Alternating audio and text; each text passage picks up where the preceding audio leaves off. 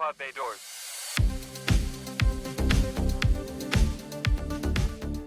Greetings and welcome to another exciting episode of the Cinematic Traveler Podcast.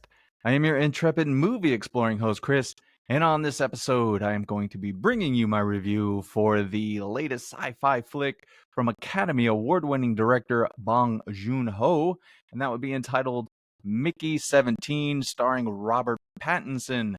A sci-fi film directed by an Academy Award winner and starring one of Hollywood's it celebrities right now. It has to be good, right? Right? Well, you're going to have to listen to find out. And I cannot wait to talk about it. I do love a good sci-fi flick. But before we get into all of that, if you could do me a favor, whatever you are listening or watching this show on, somewhere on your device, there is a subscribe or a follow button. If you could please click that, I would greatly appreciate it. It does help me and the show, but it also helps you. You won't miss any future episodes, and you can go back and listen to my previous amazing reviews and hear my sexy, sexy voice. Also, if you could share the show, I'd appreciate that as well. You could share it with your friends and family and annoying coworkers. I really don't care, just as long as someone is listening. You can also share it on your social media. You can follow me on my social media. Let's just stick with like Instagram. That one's the one I'm on most. That one is at Cinematic Traveler Pod. I do have a Twitter and a Blue Sky, but I hate going on both of those.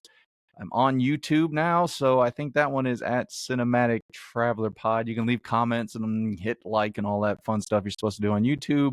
And I also have an email address, thecinematicctravelerpod@gmail.com. So you have plenty of ways to find the show, follow the show, and keep up with the show and get in touch with me and all of that fun podcaster, YouTuber, mumbo jumbo that we all have to say. My God. Ad nauseum. Oh boy, it's a rough life being a podcaster. Oh, won't you weep for me, the crosses I have to bear. Anyway, I can't wait to get into this episode. Before I do, let me ask you how you doing, my beloved listener. Should be getting this episode, I think, Sunday or Monday. So we're back pushing that boulder up the hill, but hopefully I can give you a nice 20 to 30 minute distraction from the monotony of life. All right, well, now that I've gotten all of my witty banter out of the way, let's go ahead and dive into my review for Mickey 17. And please count the number of times I say Mikey 17, because I have already said it about 12 times and had to edit it out. And once again, this is directed by Bong Joon Ho. Of course, he won the Academy Award for Parasite, and he also directed a couple other films I liked, Host, and one of my favorite films, that would be Snowpiercer. That is an excellent sci-fi tale about class struggles. Will this one compare to that one? Let's find out. Now, before I get into everything, I do have to over-explain things. I am going to be giving you a spoiler-free review as well as a spoiler-free plot synopsis. Now, in that plot synopsis, I have hidden two movie quotes from films that are either running parallel to this or share a little DNA with it. If you can identify those films, get in touch with me through the means that I have given you earlier in this episode, and I will give you a point for each one that you get right. At the end of the month, I add up all the points, and whoever wins gets to pick a movie for me to review next month. Oh, how fun is that? How fun is that? Now, if this is your first time listening, or you only listen from time to time, you can still play. You can go back and listen to previous episodes for this month and get caught up, or you can just play from time to time and have fun.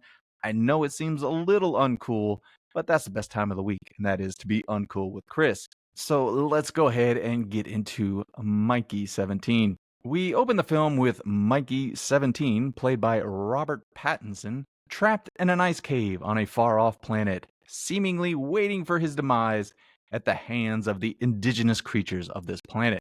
Mickey then tells us how he got into this predicament. It seems Mickey and his friend Timo, played by Steven Yeun, got in trouble with a loan shark back on Earth, so they enlisted for a deep space mission led by failed Congressman Kenneth Marshall, played by Mark Ruffalo, and his wife Ilfa, I think that's how you say it, played by Toni Collette. Ironically, in his attempt to escape certain death, Mickey signs up to be an expendable, a human lab rat that can be cloned again and again, allowing him to die repeatedly and be replicated to meet yet another death. Back in the present, Mickey is waiting to be eaten by the ice cave creatures.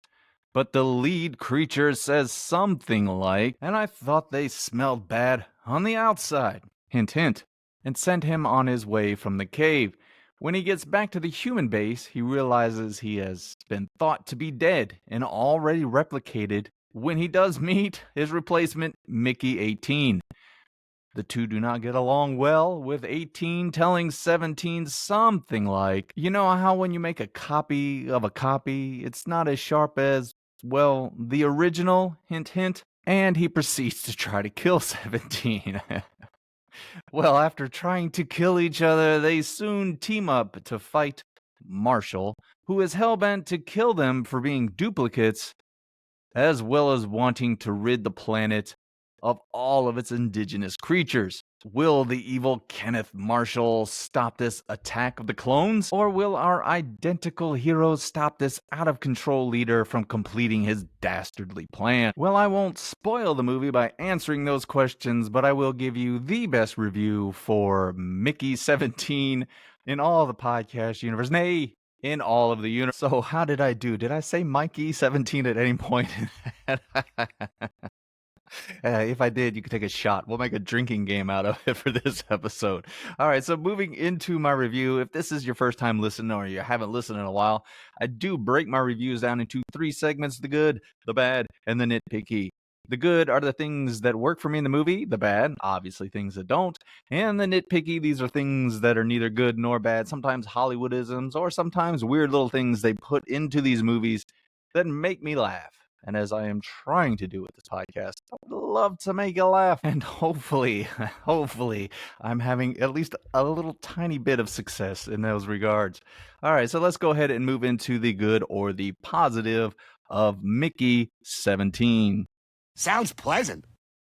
I think I will start with the performances. There are only really a few that stand out to me. I'm going to give credit to Robert Pattinson. I think he does a good job here as Mickey 17 and 18. I will say for most of the movie, he is either Mickey 17 or the earlier versions of Mickey 17. So it's all kind of the same character in those regards, because some of the earlier deaths, you don't get a whole lot of time with them. They just show how he died in funny, ironic sort of ways.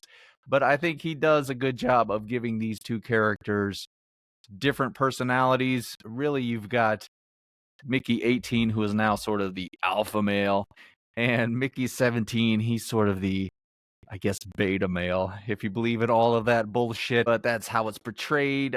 Mickey 18, he's sort of the go-getter. He's, you know, he's tough and he ain't gonna take no shit off anybody. Whereas Mickey 17, he's a little more passive, a nice guy. And we all know where nice guys finish, except in Hollywood. In Hollywood, nice guys, they always get the girl in the end. Oh, Hollywood and your bullshit. But anyway, I do think Pattinson, again, continues to break away from his earlier roles. I know he was sort of the teen heartthrob with all the Twilight movies. That's kind of what we all associated with him for a while, but he has definitely worked very hard over the last several years, probably last decade, distancing himself from that. He's done a lot of unique movies. Of course, we all know he is the Batman, and probably within the next 20 years, they will put the sequel to that movie out, but I'm not holding my breath. But also, let's see what else. High Life, I remember seeing him in that. That was really good. There was something else I saw him in I liked a lot. He was also in Tenet. He had a little supporting role in that, and he was really good. So, again, he's really broken that mold to where now when he is in something, you know, I don't automatically have that knee-jerk reaction, which is bad. I mean, he's just an actor working a role, but, you know, it's nice to know that when I see him in something, I go, okay, this might be good because he's in it. So kudos to him for, you know, breaking that mold. Also, I think, and I didn't mention her in my plot synopsis, but there is a girlfriend, Nasha, played by Naomi Aki. She is the love of Mickey's life, and he meets her, and she's stuck by him every time that he dies, and she is this, they call her like a hybrid police officer, firefighter, military something or other. So she's kind of a badass. So I guess she's sort of the alpha in their relationship, but they have a good camaraderie. You do buy into the fact that these two love each other and that she's there to really stick up for him because he's treated like shit by everybody else because he is disposable. Like I said, he's a lab rat. They don't care. Even just the regular crew of this ship, they just don't give a damn. They treat him like he's not even a human being. Because they know, he's basically doomed to die, and they'll see him again tomorrow after he gets reprinted out. So they just treat him like shit. But she holds on to him and shows him love and shows him happiness and companionship, and they're willing to fight and die for each other. And you really do buy into their relationship, which is important because it's through most of the movie. And I did a poor job with my plot synopsis by not including her, but what are you going to do?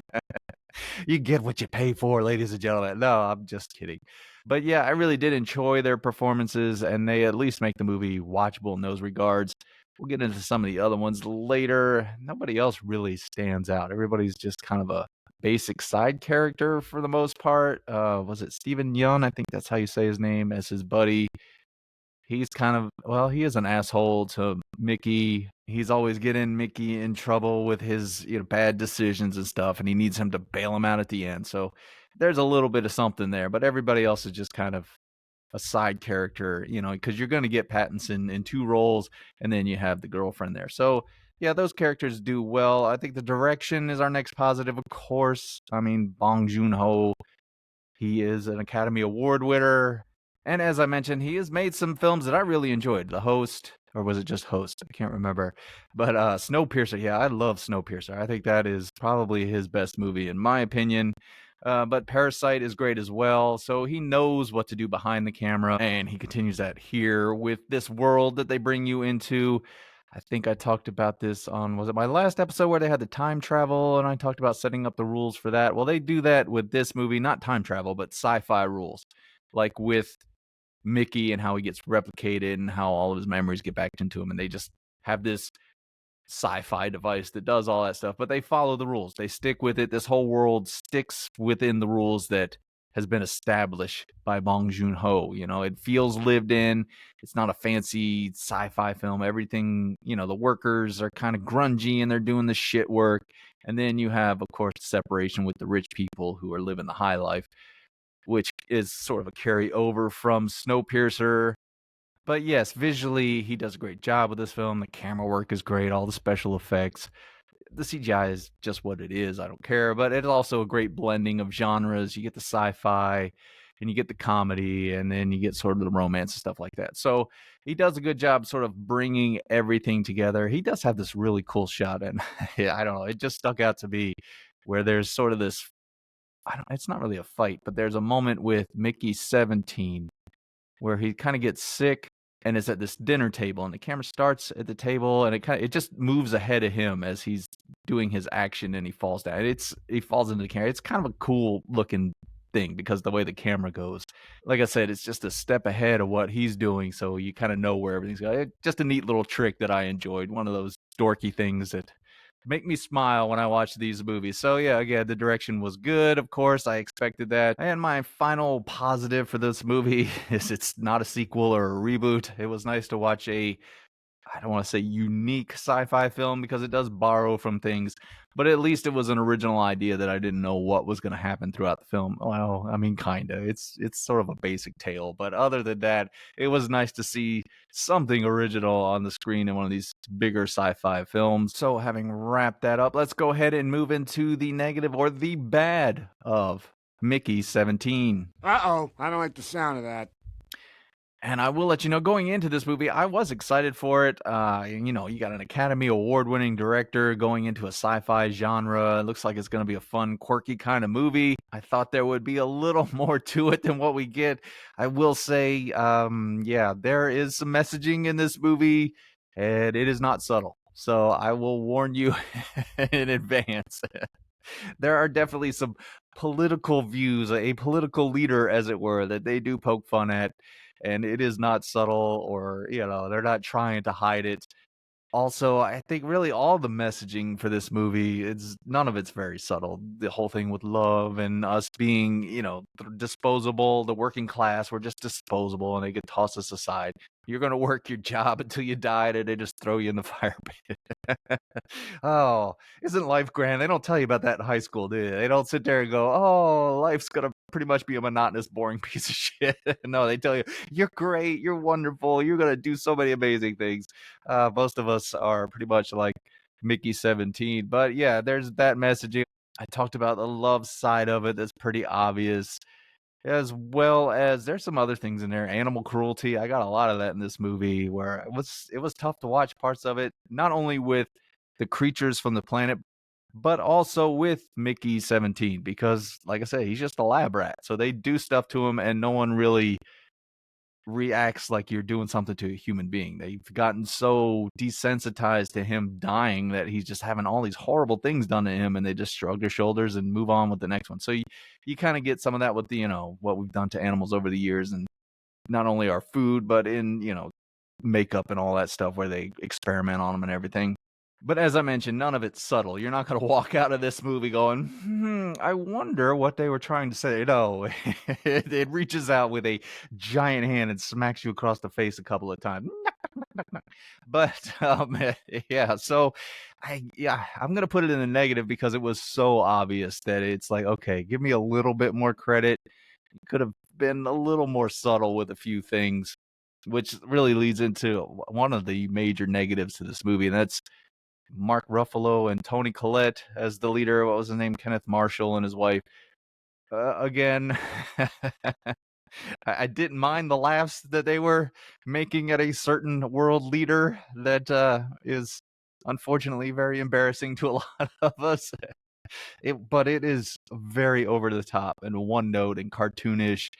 And at first it's okay, but by the end of the movie, it's just so goofy and silly that it's not really even funny at that point. You're just like, oh my god, okay, you could have dialed it back a little bit there. Ruffalo, I'm not a big fan of his to begin with. Not for anything off the screen. There's very few movies of his where I was like, oh man, this guy's really giving a great performance. He seems to always be Mark Ruffalo in all his movies. I don't know. Maybe that's just me. But yeah, even Toni Collette, and I love her. I think she's a great actress, but she's hamming it up maybe too much. And I know I compared it to Snowpiercer because there are a lot of similarities because, a Snowpiercer is all about class warfare and all that. And you had Tilda Swinton, I think it was Tilda Swinton in the movie, and she plays that, was the emissary or whatever. And she's kind of got the right balance between over the top-ish stuff with a real character. Whereas these two, they don't. They're not real characters. Really, most of the people, I talked about the side characters, they're all very one note. No one else stands out in the movie to be an interesting part of it. You're just following Robert Pattinson's Mickey characters and his girlfriend Nasha, played by Naomi Ackie. And in a movie that is 2 hours and 17 minutes long, I would have liked, a little more development of the people around them in the ship. They're all just pretty much assholes to him until well, no, I almost gave it away. Anyway, another negative for me, and they started off in the movie, but it's really all the stuff you see in the trailer is sort of this concept with him. As I mentioned, he is the human lab rat or guinea pig, and they could send him out on these dangerous missions. I thought there was going to be more of that. I thought, there was a lot of stuff you could have really, had fun playing around in this sci-fi world on this weird planet. You could have had him doing all these different things and kind of, I don't know, adding more to his plight, or maybe make him at a point just get tired of dying and want to live and want to be there for Naomi or Nasha. No, yeah, Nasha. I'm terrible with these actor names and character names. Why am I doing a podcast? This is ridiculous. Ridiculous. Who let me buy a microphone? Amazon. It's all Amazon's fault. But yeah, I really kind of wanted more of that. But instead, pretty much everything in those moments that you see in the trailer are in the movie. So it's kind of not as much fun, maybe, because you've already seen all that stuff. Plus, I think it would have added more, again, to the character, or even if they would have brought Mickey 18 into the movie sooner, I think that would have helped as well. Because I don't want to give things away, just their character progression with each other. I don't know. It feels like it needed a little more time to get to the point they get to, or at least to where I could root for both the characters. Anyway, I just think those characters needed more time together, as well as the side characters. Plus, you could have had a little more fun with the concept. And I've already mentioned this movie is 2 hours and 17 minutes long, and my God, it feels all of 2 hours and 17 minutes long. You hit the middle of this thing, and it drags and drags, and then you finally get to the end, and it does what a lot of Hollywood movies do now. It doesn't end where it should end. Seems like you have an ending where everything's kind of wrapped up, and then you get Mickey coming back with another narration to tell you how everything got resolved after what happened. And then you have another scene after that to explain things. And then you have one more scene to explain things. So it's like, okay, god damn, just end the movie already. I don't want to sit here any longer with these people. I'm not enjoying myself. But again, it's just a trend in Hollywood. Some of these Hollywood movies, especially the bigger ones, it just feels like they can't find the end and just end the movie, let your characters either fail or ride off into the sunset, and we're all happy. I didn't need the over explanation. There's a lot of that in this movie. You got a lot of over explanation, and it really bogs the movie down at the end. So now that I've told you about the bad of the movie, let's go ahead and slide into the nitpicky. Yeah, it's gonna be fun on the bun. Now, again, these are, like I said, Hollywoodisms or just silly things in these movies that make me laugh. We'll tell you, I struggled to make notes with this movie. There were a couple times I almost fell asleep. So I don't know how good these are going to be. I'm really not selling this segment at all. My first nitpick for this movie, and it made me angry. As I mentioned, there's ice caves on this planet. Well, this whole planet is basically a giant ice snow planet. And I mean, come on. How can you live in a world where the Empire Strikes Back exists and not name this planet Hoth? If we ever travel outside of this solar system and there is a planet that is just a snow ice planet, we have to name it Hoth. I'd be out there with my blue big parka coat. Someone will be like, your tauntaun will die before you make it to the first marker. Then I'll see you in hell. Fucking Han Solo. Man, he's the greatest, especially in Empire Strikes Back. Oh, I love Empire Strikes Back. Should we talk about that for a while? Let's just talk about Empire Strikes Back for a while. But I was just sitting there thinking, no one on the ship makes an Empire Strikes Back and says, hey, we're going to Hoth. Look out for the Wampas. And my final nitpick for this film, this one made me angry as well.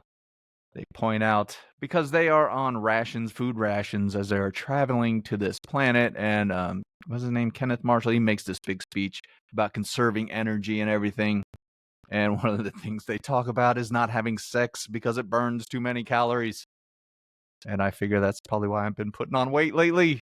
So thanks, Bong Joon Ho and Mickey 17 for reminding me of that and kicking me in the balls.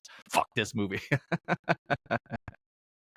And that's really all I had for this. Like I said, there were moments in this movie I was dozed off or wasn't even in the movie theater. I was just drifting off, imagining myself on a frozen planet, quoting my best Han Solo lines. Who's scruffy looking? Laugh it up, Buzzball. No, all right. Oh, but anyway, now I'm going off on Han Solo quotes from The Empire Strikes Back. Well, your worshipfulness. Oh God, stop it. So going into my final verdict for Mickey 17, I do have to tell you, I was disappointed, and I know I'm probably going to be in the minority with this one. I did have high expectations. I have been looking forward to this movie ever since I saw the first trailer. I thought, oh, this is going to be fun, a new, unique kind of sci-fi flick. And unfortunately, it's not really that. I think the messaging is too, God, in your face to be a really good satire on anything.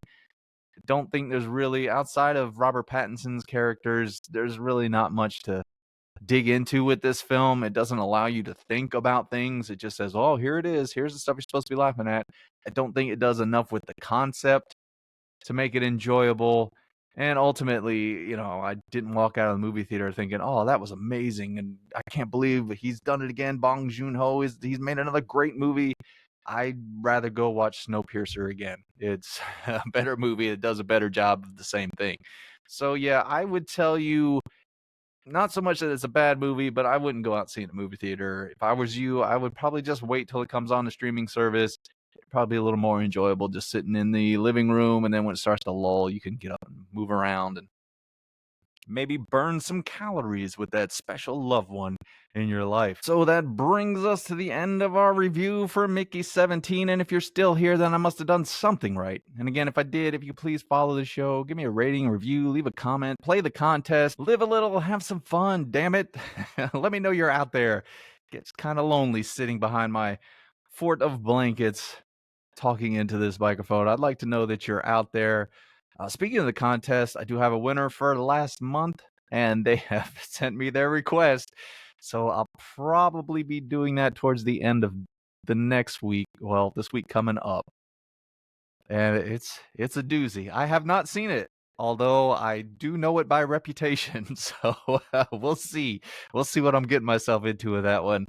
I will give you a treat because I am going to do another episode actually right after this one because I watched this movie. I think it's called The Rules of Jenny Penn. I think that's what it was, starring Jeffrey Rush and John Lithgow.